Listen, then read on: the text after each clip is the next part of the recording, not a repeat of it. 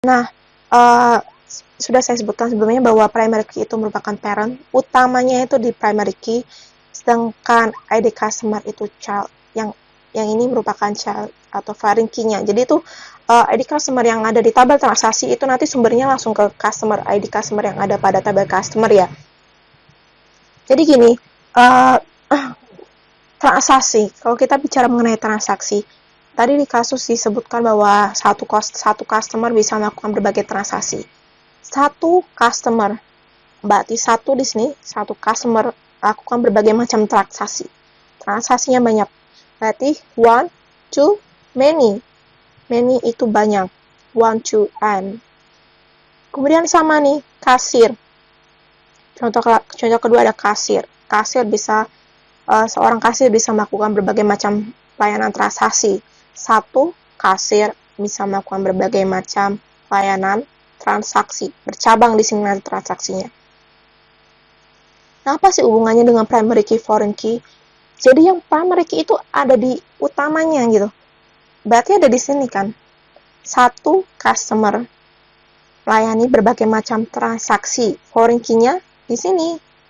Cabangnya di sini. Istilahnya cabangnya di sini. Jadi ketika kita akan melakukan relasi gitu, kita harus tahu mana nih yang foreign key-nya, mana yang harus jadi primary key-nya.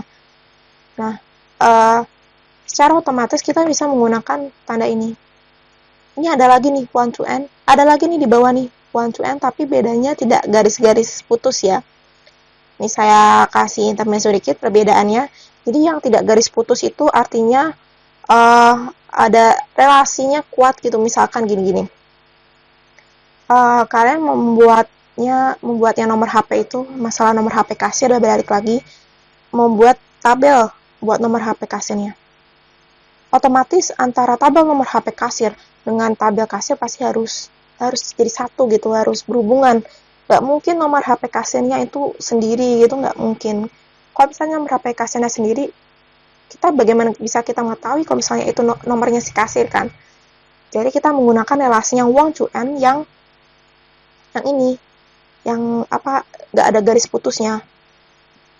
Cuma yang kita pakai dalam database ini, dan karena nomor kasirnya kita tadi definisikan tipe datanya sebagai varchar, kita gunakan ini aja.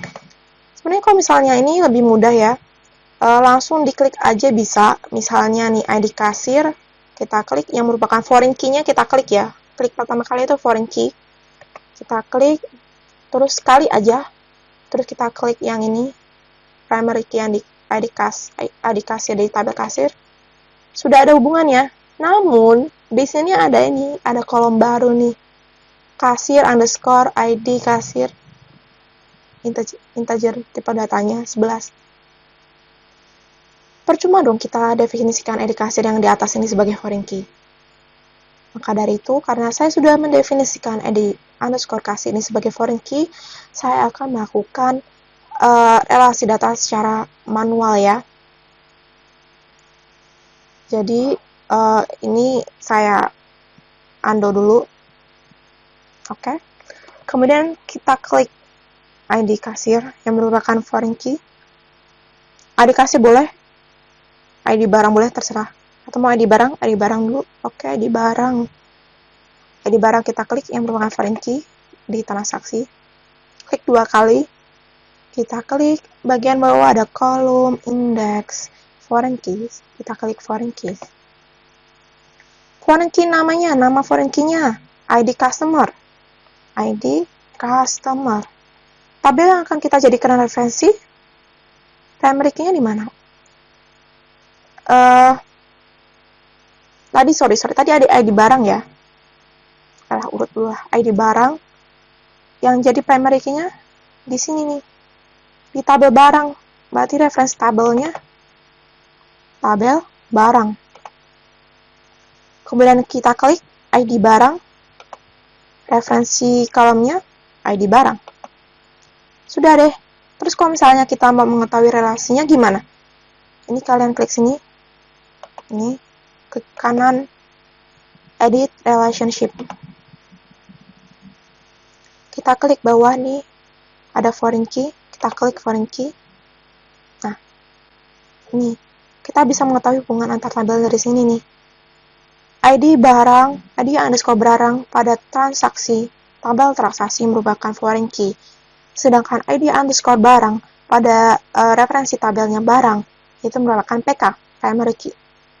Hubungannya adalah one to many, karena satu transaksi bisa melibatkan berbagai macam barang.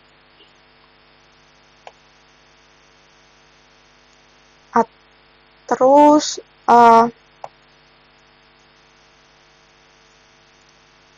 kita keluarin dulu.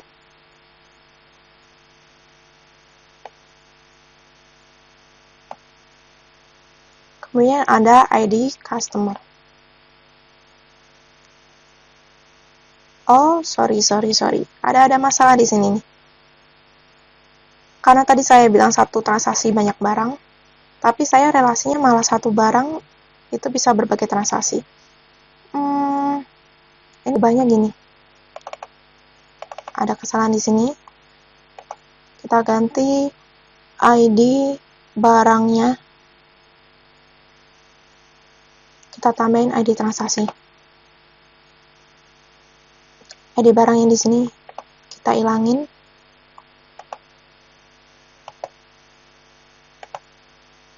Terus kita tambahin di ID barang sini, kita tambahin transaksi, satu transaksi banyak barang kan.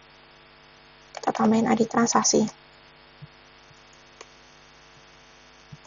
Lah kenapa saya mengatakan bahwa, sorry ini masih di tabel ini sih. Saya mengatakan bahwa logika itu penting banget dalam programming. Ini untung aja saya tadi langsung ngeh, kalau misalnya nggak ngeh, wah, database saya bisa hancur. ID transaksinya integer 11 ya. Oke, sip. Jadi di sini yang foreign key di tabel transaksi tinggal customer ya. Kita bikin customer aja hubungannya. ID customer. ID customer. Reference tabelnya ke tabel customer, ID customer, ID underscore customer. Oke, sudah. Kemudian ID kasirnya. Kita klik ini, bawah sini. ID, nama foreign key-nya ID kasir. Reference tabelnya pada tabel kasir. Kemudian, sebentar, saya cek dulu ya rekaman suaranya. Karena saya rekamannya beda suaranya. Kalau misalnya dijadikan satu, nanti bising. Oke, cukup. Ternyata masih lanjut. Dan udah lama juga ternyata. ID kasir. Sorry, lanjut ya. ID kasir. Ini centang ID underscore kasir. ID kasir ya. Udah nih, foreign key yang ditransaksi udah selesai. Kemudian foreign key ini mana? Customer nggak ada ya. Customer nggak ada foreign key-nya. Berarti menandakan customer itu tabel paling utama kalau misalkan sepemahaman saya ya. Karena saya juga baru belajar yang CMD. Jadi kalau misalkan kita yang buat CMD, kita harus buat tabel yang paling utama, nggak ada foreign key-nya. Jadi kalau misalkan kita buat CMD nih, kita buat customer-nya dulu, tabel customer-nya. Itu kita meso dikit sih. Kita lanjut aja ya ke barang. Oke, kita buat ID supplier-nya. Yang mana ini bukan foreign key.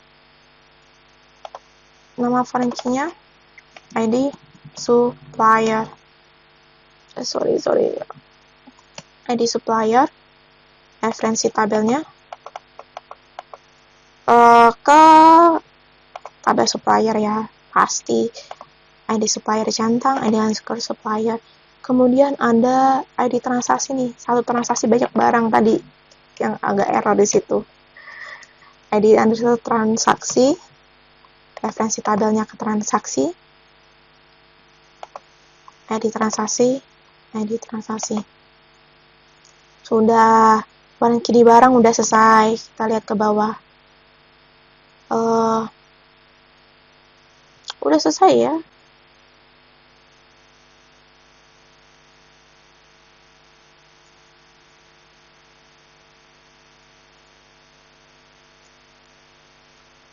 Oke, ada 1, 2, 3. Oke, ada 3 yang nonton. Sudah. Ini tadi kalau misalnya kita cocokkan dengan PowerPoint, tadi ada kesalahan kan.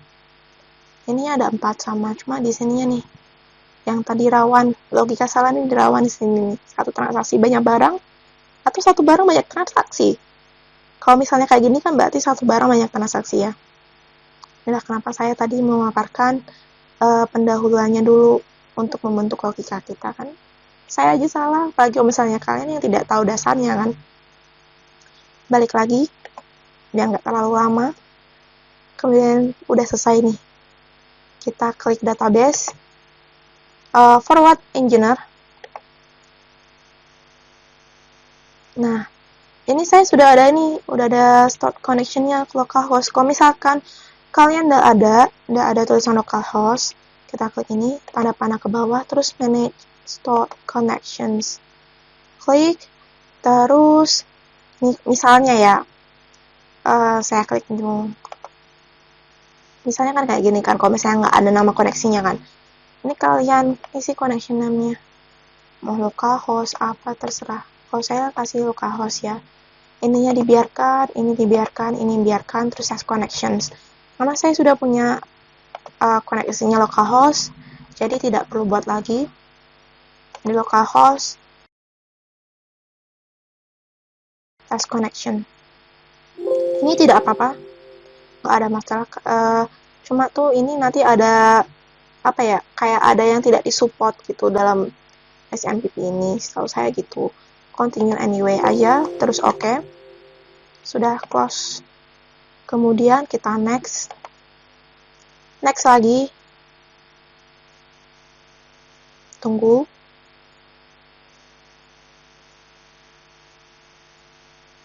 Oh sorry, tadi error, ulang lagi. Oh udah unggah. Kadang saya heran dengan laptop saya. Mungkin karena udah laptop lama, kayak hitungannya 4 tahun. Curhat sedikit. Ini diklik ya, biar kita tahu pemrogramannya gimana gitu. Kalau misalnya kita mau buka scriptnya itu bisa ada tabelnya. Nah, tadi saya udah singgung bahwa MySQL Workbench ini kelebihannya kita cuma memanfaatkan fiturnya aja gitu loh. Kita nggak perlu menghafalkan sederet perintah programming gitu, tidak perlu. Tapi cuma kalau misalnya kalian mau ala-ala programmer gitu ya harus mempelajari bahasa pemrograman toh. Bahasa pemrograman menurut saya itu cukup seru ya. Pusing tapi itu seru, tapi enak gitu. Heran. Saya juga heran gitu. Klik next. Tunggu kecentang semua. Close. Nah, sudah nih. Nah, demikian pembuatan database penjual menggunakan MySQL Workbench. Karena tadi saya cek record suara saya udah sampai 40 menit lebih, maka saya akan memotong tutorial ini menjadi 2 bagian ya. Jika kalian suka dengan tutorial ini, klik like. Jika kalian tidak suka, karena mungkin saya terlalu banyak penjelasan atau banyak ngomong gimana, tapi tujuan saya banyak penjelasan itu biar kalian tahu dasar-dasarnya sih, biar tidak langsung klik ini, klik itu. Jadi kalau misalkan suatu hari kalian membuat database itu bisa gitu, langsung bisa, karena kalian udah paham konsepnya, logikanya gimana, penggunaan foreign key-nya gimana, primary key-nya gimana. Oleh karena itu, saya tadi banyak ngomongnya di situ. Terus saya ulang lagi, jika kalian suka klik like, jika kalian tidak suka klik unlike juga tidak apa-apa. Karena ini adalah forum bebas, saya terbuka untuk menerima kritik ataupun koreksi, karena saya juga masih belajar mengenai database ini. Jangan lupa untuk klik subscribe untuk mendapatkan notifikasi nih mengenai video-video saya berikutnya. Terima kasih telah menyaksikan tutorial ini.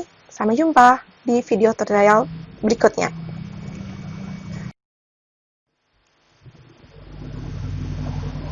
Oke, di sini saya akan menjelaskan alternatif atau cara kedua mengenai pelakuan barang dan supplier. Cara kedua ini sengaja saya taruh pada akhir video agar kalian tidak bingung, karena menurut analisis saya, Perlakuan antara barang dan supplier ini bisa ada dua. Jadi meskipun supplier hanya bisa mengirimkan merek barang tertentu atau satu merek barang, tapi supplier bisa mengirimkan dalam jumlah banyak. Nah, yang alternatif kedua, kita akan menjadikan merek barangnya ini sebagai primary key dan akan menambahkan merek underscore barang di sini sebagai foreign key. Kenapa merek barang? Kenapa tidak nama barang dan jenis barang? Karena nama dan jenis barang itu bisa saja sama, tetapi untuk merek itu tidak. Karena biasanya merek ini sudah terdaftar di badan gitu. Jadi kalau misalkan ada merek yang sama, nanti akan dipermasalahkan. Jadi kita klik 2 kali, kita jadikan merek barang sebagai primary key, dan menghapus ID supplier.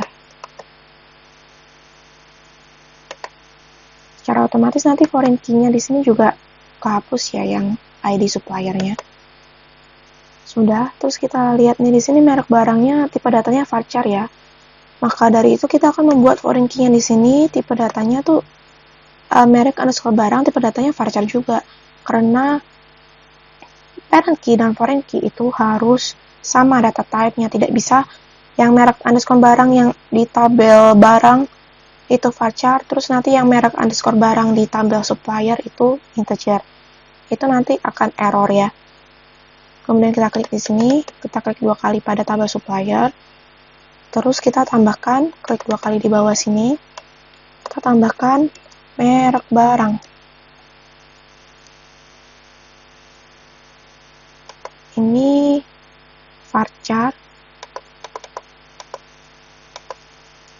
30, hubungannya nanti one to one ya. Kita lihat dulu foreign key-nya itu merek barang, reference table-nya barang, merek barang, terus ini merek barang. Sudah, kita lihat relationship-nya kan masih one to many. Kita edit di sini di foreign key, kita one to one ya. Jadi di sini maksudnya relationship-nya setiap merek barang tertentu itu hanya bisa disuplai oleh satu supplier saja. Ini kalau misalnya mau lihat lebih besar ini dikeluarin. Jadi begini ya hubungannya. Nah, untuk customer dan kartu member, menurut saya ini kartu membernya tidak bisa dibuat tabel baru ya. Karena kalau misalkan kartu underscore membernya ini dibuat tabel baru, otomatis dia harus berlaku sebagai primary key. Dan kalau misalkan primary key, otomatis not null. Yang mana tidak semua customer itu memiliki kartu member. Hanya dimungkinkan memiliki kartu member. Mungkin kalian nanti bisa menambahkan diskon di sini, di transaksi sini, atas pelakuan kartu member. Tapi mungkin itu agak lebih complicated membuatnya. Itu terserah analisis kalian. Yang terpenting nanti outputnya sama, dan apa yang diinginkan oleh penggunaan database itu juga sama dengan apa yang telah kita rancang. Terima kasih telah menyaksikan.